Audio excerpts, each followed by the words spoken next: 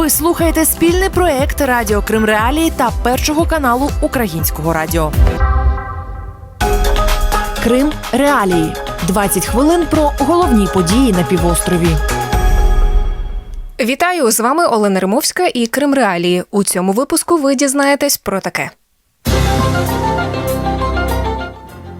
Який новий формат переговорів пропонує президент України? Позиція Зеленського абсолютно правильна. Прости більше, получиш менше. Треба торгуватися. Вирок Чубарову в окупованому Криму. За що Росія заочно засудила лідера Меджлісу? Крымские татары имеют многовековую прививку против Москвы.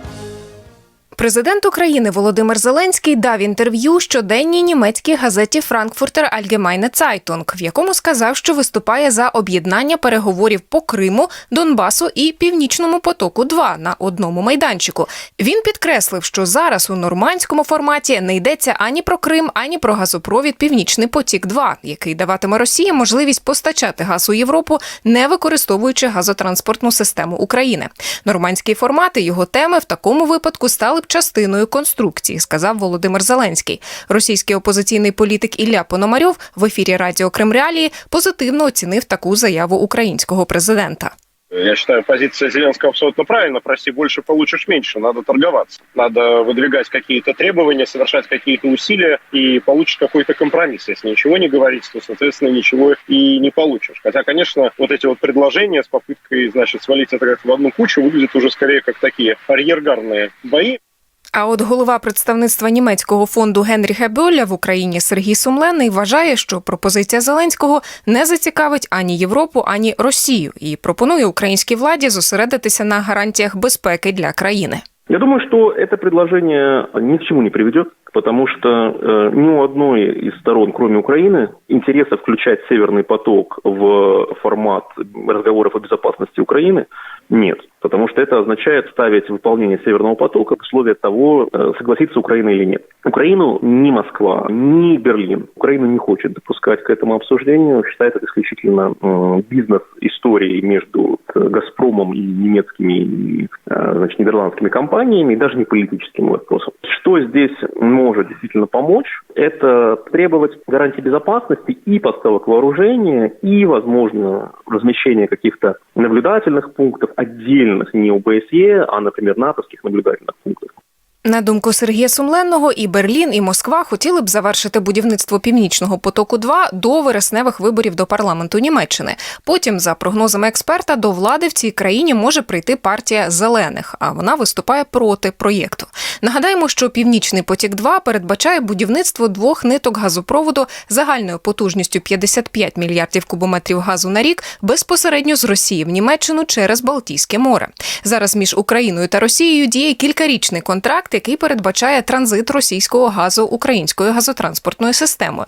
Таким чином, Україна заробляє на транзиті кілька мільярдів доларів на рік. Володимир Зеленський називає можливе закінчення будівництва Північного потоку-2 загрозою для енергетичної безпеки України і Європи. Він впевнений, що після того, як завершиться дія контракту, Кремль отримає додатковий важіль тиску на Україну, зокрема у питанні Донбасу.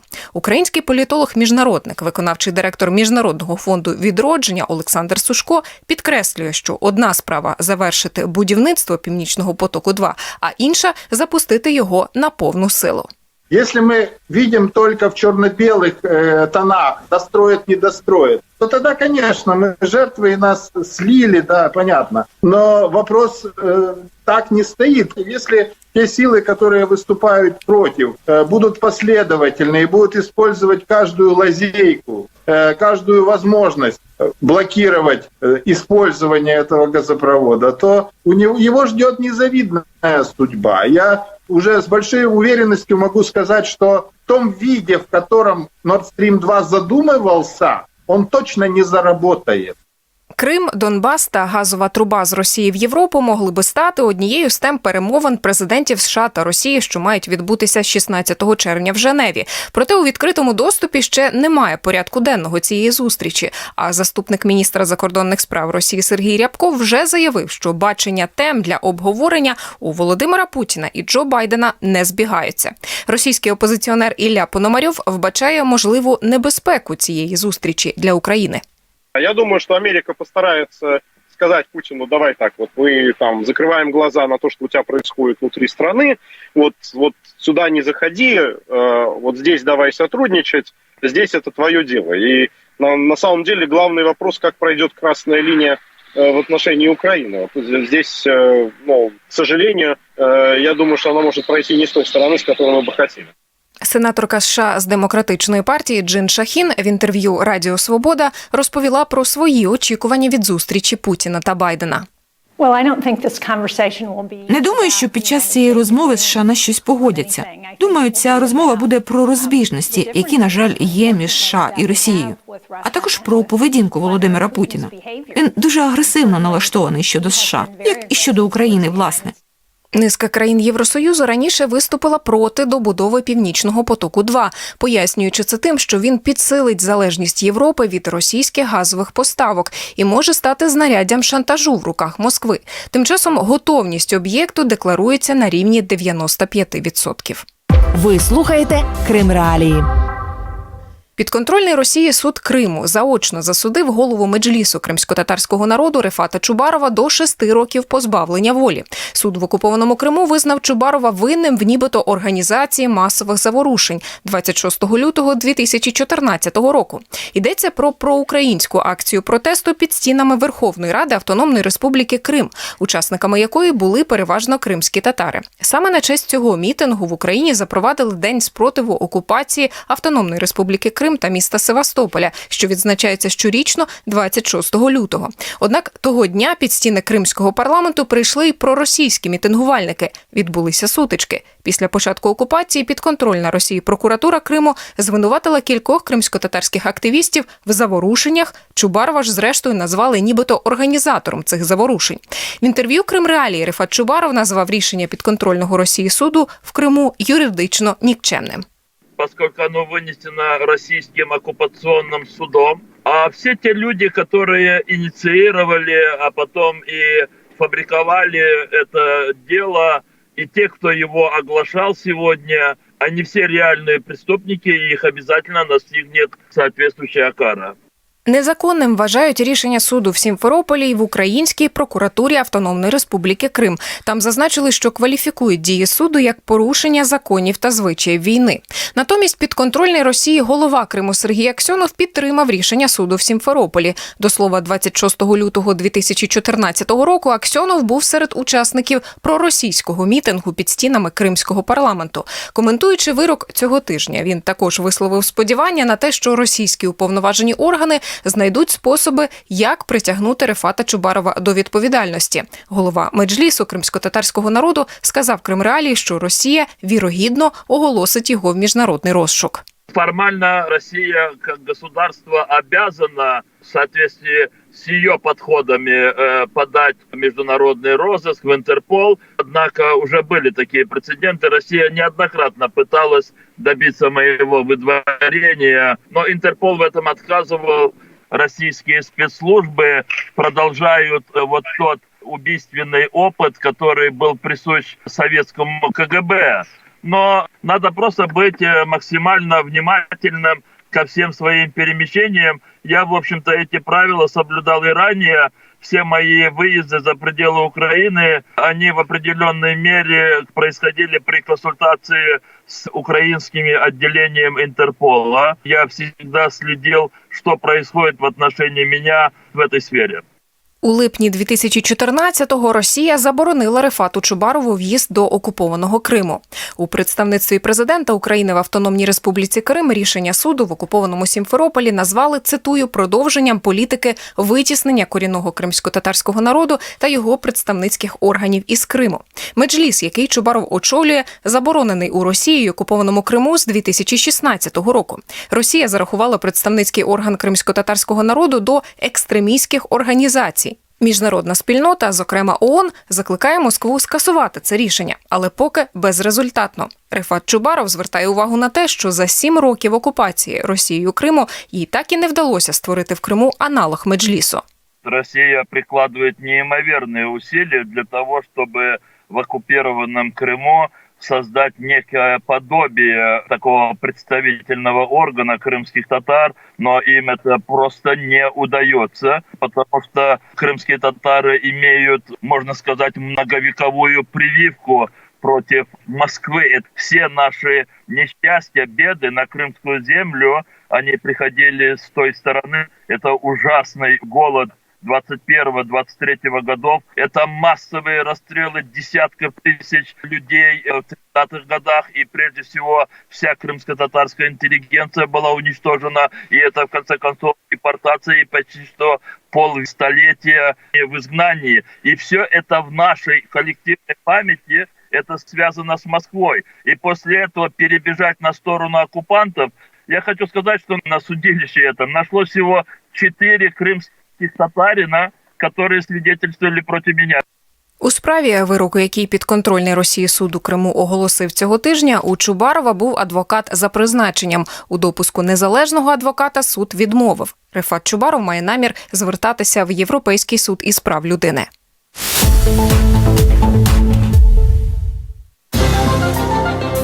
Далі у програмі. З Мінська літаком у Сімферополь Лукашенко доручив опрацювати питання. Изгой с изгоем будут брататься. Та як виглядають інвестиції в окупований Крим? Мешают санкции, конечно. Олександр Лукашенко, який називає себе президентом Білорусі, доручив опрацювати питання про відкриття авіарейсів до окупованого Росією Криму. Украина закрыла для нас небо, так? У нас есть и свой санаторий в Крыму, куда люди всегда ездили, летали и так далее. Чтобы не обострять отношения, мы через Украину, там, кто на поезде, кто на автомобиле, кто на самолете. Сейчас закрыли небо. И я Путину сказал, я прошу тебя, ты подумай, как нам попасть в Крым.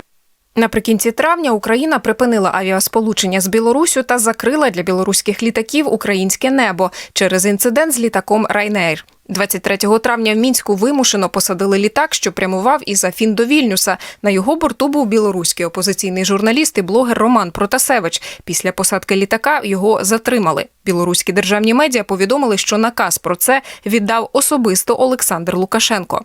Ідею запустити авіарейси між Білоруссю і окупованим півостровом підтримало підконтрольне Росії керівництво Криму.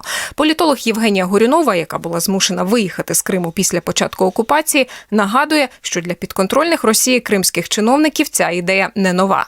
Десь приблизно півроку точно вже певні такі натяки на те, що потрібно розвивати, розширювати відносини з Білоруссю в Криму лунають. Від різних там персоналій, але вони є. Тобто я так розумію, що ці заяви вони йдуть і в дусі загальної російської політики, тобто що Росія намагається Білорусь все більше і більше поставити під власний контроль. Безумовно, Крим тут намагається якраз також зіграти, тому що в Криму проблематична ситуація з міжнародним визнанням, відповідно, їм потрібно хоч один міжнародний рейс грати, вони намагалися там з Туреччиною це питання вирішити, не склалося. Тепер потрібно хоч якось пропіаритися і сказати, що в нас там хоч один літак на тиждень в Мінську прибуває.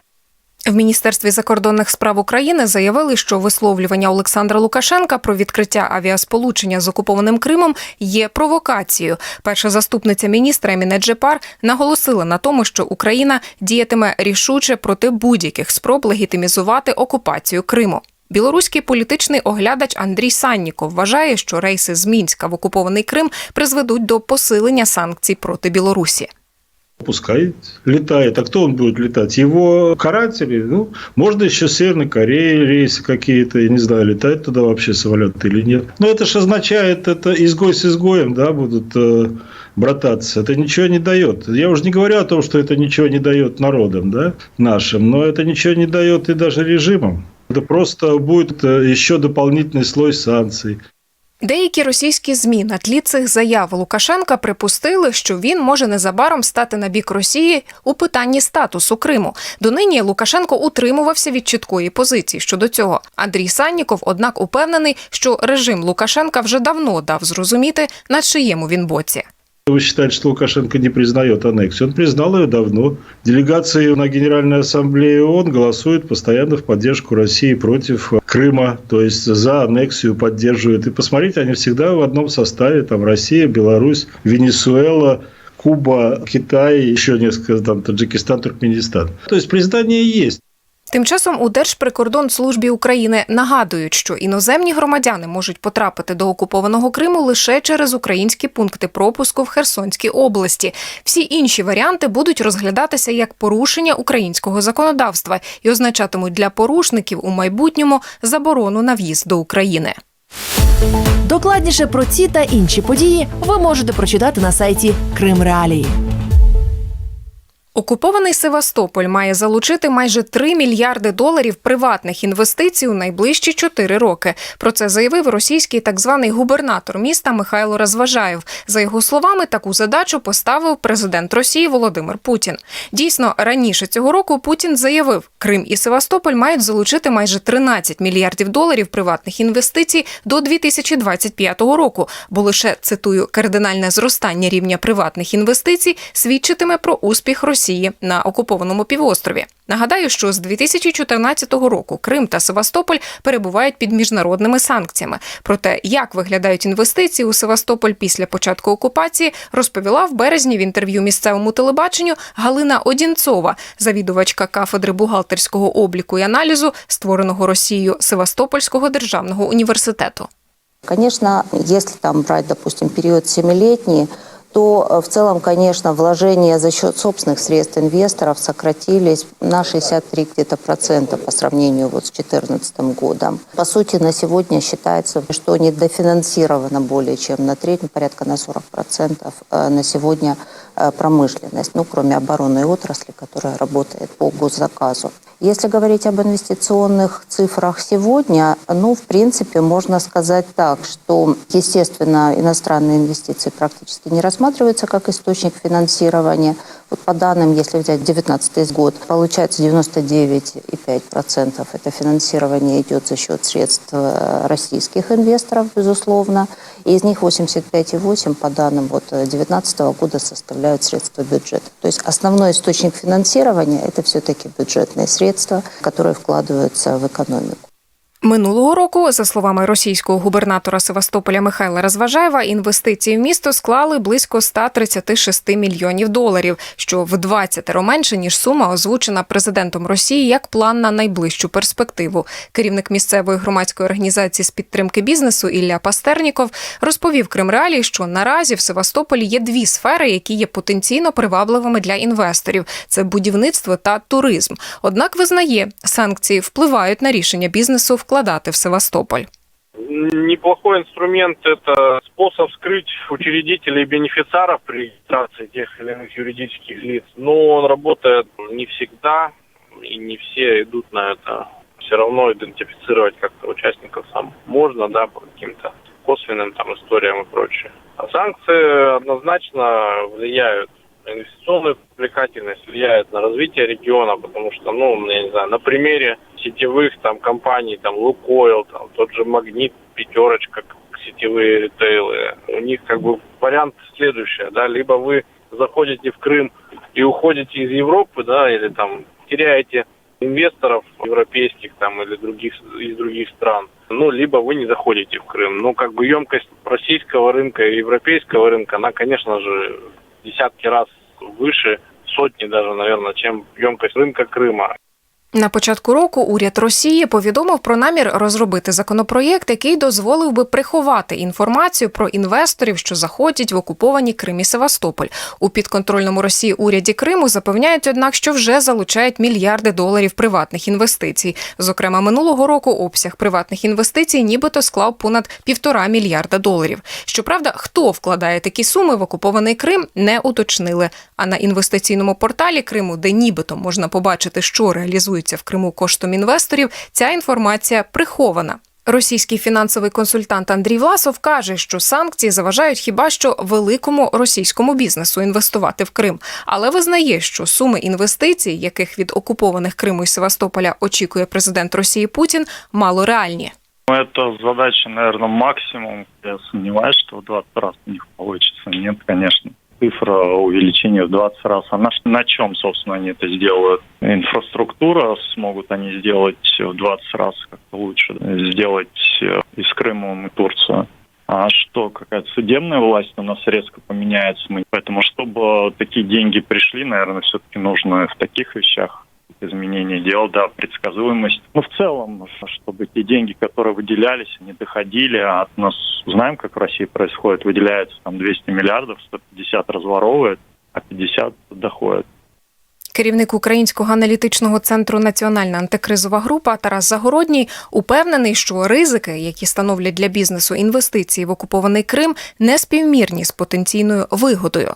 Мешают санкции, конечно. И крупные компании, которые могли бы осуществить такие амбициозные планы по частным именно инвестициям на территорию Крыма, конечно же, обходят Крым на всякий случай. Даже если там засекречены какие-то данные об инвестициях, да, то всегда существуют риски, что рано или поздно все тайное станет явью. Конечно же, это рисковая зона. Инвестор, когда он приходит в какое-либо место, он все-таки должен понимать, за счет чего он будет отбивать свои инвестиции, там, да, и за какой срок он получит, там, да, и смотрит на много вещей. В основном финансирование Крыма идет за счет государственной дотации. Цього тижня стало відомо про рішення Євросоюзу продовжити ще на рік заборону на інвестування в окупований Росією Крим. І це все на сьогодні. З вами була Олена Римовська і вся команда Крим Реалії. Зустрінемося наступного тижня. Крим Реалії. 20 хвилин про головні події на півострові.